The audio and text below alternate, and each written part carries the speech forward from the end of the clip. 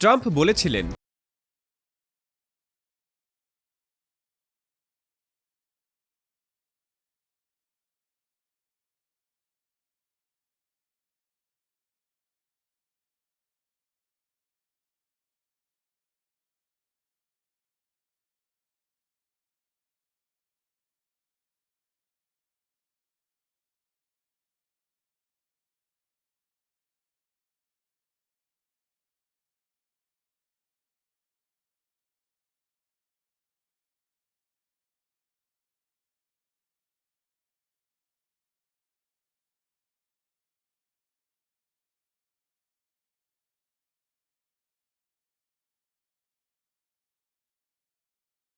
আরও বেশি ঝুঁকেছে। অন্যদিকে চীনও দীর্ঘমেয়াদে জ্বালানি নিরাপত্তা নিশ্চিত করতে রাশিয়ার তেল ও গ্যাসকে গুরুত্বপূর্ণ উৎস হিসেবে দেখেছে। তবে শুধু অর্থনীতি নয়, রাজনীতিতেও দুই দেশের অবস্থান অনেক ক্ষেত্রে কাছাকাছি। ইউক্রেন যুদ্ধ, তাইওয়ান ইস্যু, নিষেধাজ্ঞা নীতি এবং আন্তর্জাতিক ব্যবস্থার ভবিষ্যৎ নিয়ে বেইজিং ও মস্কো প্রায়ই একই ধরনের অবস্থান প্রকাশ করে থাকে। কিন্তু সবসময় কি এমন ছিল? একদমই না। ১৯৫০-এর দশকে চীন ও সোভিয়েত ইউনিয়ন ছিল ঘনিষ্ঠ মিত্র, কিন্তু পরে মতাদর্শগত বিরোধ এবং নেতৃত্বের প্রতিযোগিতার কারণে সম্পর্ক খারাপ হতে শুরু করে। ১৯৬০-এর দশকে পরিস্থিতি এতটাই উত্তপ্ত হয়ে ওঠে যে সীমান্ত এলাকায় সামরিক সংঘর্ষ পর্যন্ত হয়। এই সুযোগ কাজে লাগান তৎকালীন মার্কিন প্রেসিডেন্ট রিচার্ড নিক্সন। ১৯৭২ সালে তার ঐতিহাসিক চীন সফর আন্তর্জাতিক রাজনীতির গতিপথই বদলে দেয়। যুক্তরাষ্ট্র ও চীন ধীরে ধীরে কাছাকাছি আসে, আর সোভিয়েত ইউনিয়ন তুলনামূলকভাবে বিচ্ছিন্ন হয়ে পড়ে। কিন্তু ইতিহাস যেন আবার নতুন করে মোড় নিয়েছে। বর্তমানে চীন ও রাশিয়া উভয়ই মনে করে যে বিশ্ব রাজনীতিতে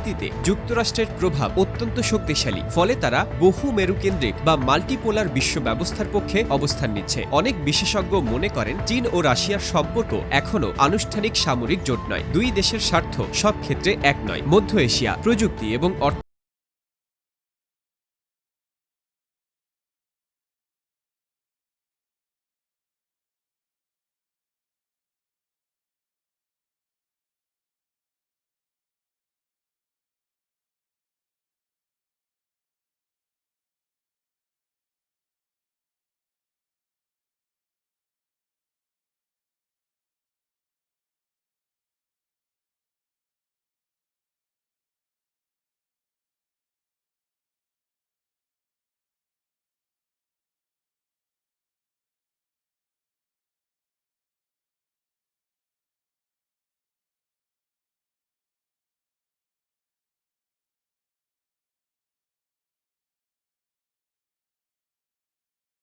করছে। তৃতীয়ত, আন্তর্জাতিক রাজনীতিতে অনেক দেশ এখন যুক্তরাষ্ট্র, চীন এবং রাশিয়ার মধ্যে ভারসাম্য বজায় রেখে নিজেদের স্বার্থ রক্ষা করার চেষ্টা করছে। ফলে একক আধিপত্যের পরিবর্তে বহুমুখী শক্তি কেন্দ্রিক বিশ্ব গড়ে উঠছে বলে ধারণা করা হচ্ছে। তাহলে কি সত্যি আমেরিকার প্রভাব কমে যাচ্ছে? এর উত্তর এখন নিশ্চিতভাবে দেওয়া সম্ভব নয়, কারণ যুক্তরাষ্ট্র এখনও বিশ্বের বৃহত্তম সামরিক শক্তি, সবচেয়ে প্রভাবশালী আর্থিক ব্যবস্থার মালিক এবং বহু শক্তিশালী মিত্র দেশের নেতৃত্বে রয়েছে। তবে এটাও সত্য যে চীন ও রাশিয়ার ঘনিষ্ঠতা আন্তর্জাতিক রাজনীতিতে নতুন বাস্তবতা তৈরি করেছে, আর সেই বাস্তবতা আগামী দশকে বিশ্ব ব্যবস্থার ভবিষ্যৎ নির্ধারণে গুরুত্বপূর্ণ ভূমিকা রাখতে পারে। তাই নজর রাখতে হবে একটি প্রশ্নের দিকে: চীন ও রাশিয়ার এই অংশীদারিত্ব কি ভবিষ্যতে আরও শক্তিশালী হবে, নাকি ইতিহাসের মতো আবারও কোনো এক সময় তাদের স্বার্থের সংঘাত সামনে চলে আসবে? সেটাই হয়তো নির্ধারণ করবে আগামী বিশ্বের ক্ষমতার মানচিত্র।